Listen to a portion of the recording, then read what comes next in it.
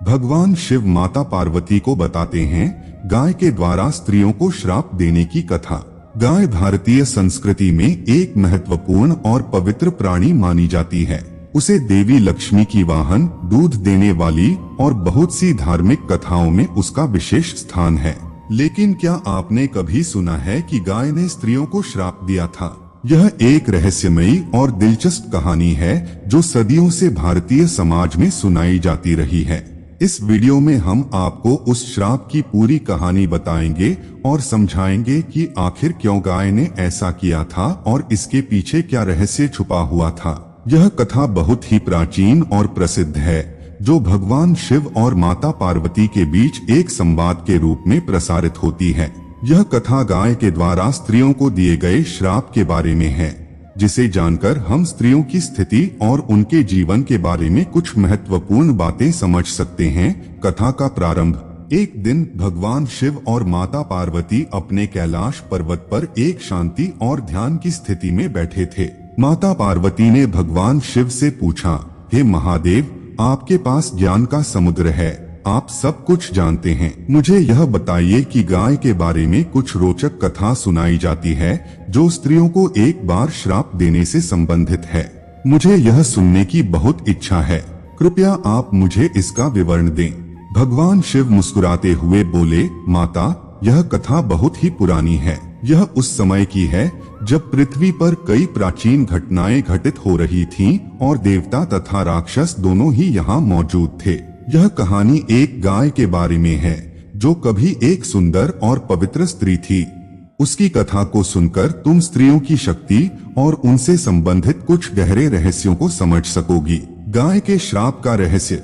भगवान शिव ने कथा का आरंभ किया। बहुत समय पहले की बात है, एक नगर में एक सुंदर और रूपवती स्त्री निवास करती थी। वह स्त्री अपने गुणों के कारण सभी लोगों में सम्मानित थी। उसका नाम गौरी था और वह अपने पति के साथ एक सुखमय जीवन जी रही थी। उसका जीवन बहुत शांत और सुखी था, परंतु एक दिन एक दुर्बल और दीनहीन गाय उसके घर आई और बोली, तुम्हारी सुंदरता ने मुझे बहुत परेशान कर दिया है, क्योंकि तुम्हारा रूप देखकर मैं निरंतर दुहकी रहती हूँ। तुम इतनी सुंदर हो कि मुझे यह दृश्य सहन नहीं होता। गौरी ने गाय की बातों को अनसुना किया और कहा, तुम क्या कह रही हो? यह तो भगवान शिव का आशीर्वाद है कि मुझे यह रूप प्राप्त हुआ है। गाय ने गुस्से में आकर कहा, तुम्हारा रूप मेरी आंखों में कांटा बन गया है। मैं तुम्हें श्राप देती हूँ कि तुम्हारा रूप अब किसी के लिए आकर्षण का कारण नहीं रहेगा। तुम धीरे धीरे अपने रूप को खो दोगी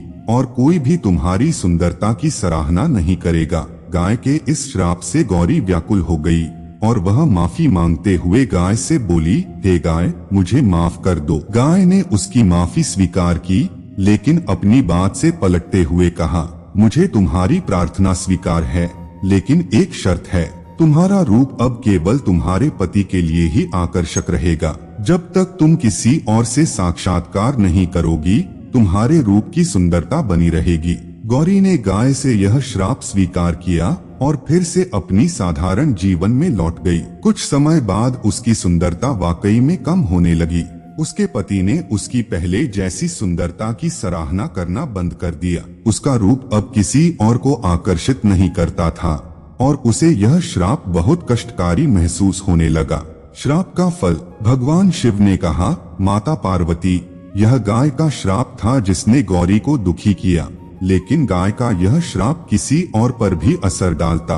गाय ने जब यह श्राप दिया तब यह सिर्फ गौरी तक सीमित नहीं रहा, बल्कि यह श्राप सभी स्त्रियों पर प्रभाव डालने वाला था। गाय के श्राप के कारण स्त्रियों को अपनी सुंदरता और आकर्षण पर कड़ी परीक्षा देनी पड़ी। यह श्राप स्थायी रूप से स्त्रियों के जीवन में बदलाव का कारण बना। माता पार्वती ने यह सुनकर चिंतित होकर पूछा, हे महादेव, क्या इस श्राप का कोई हल है? क्या इसे समाप्त किया जा सकता है?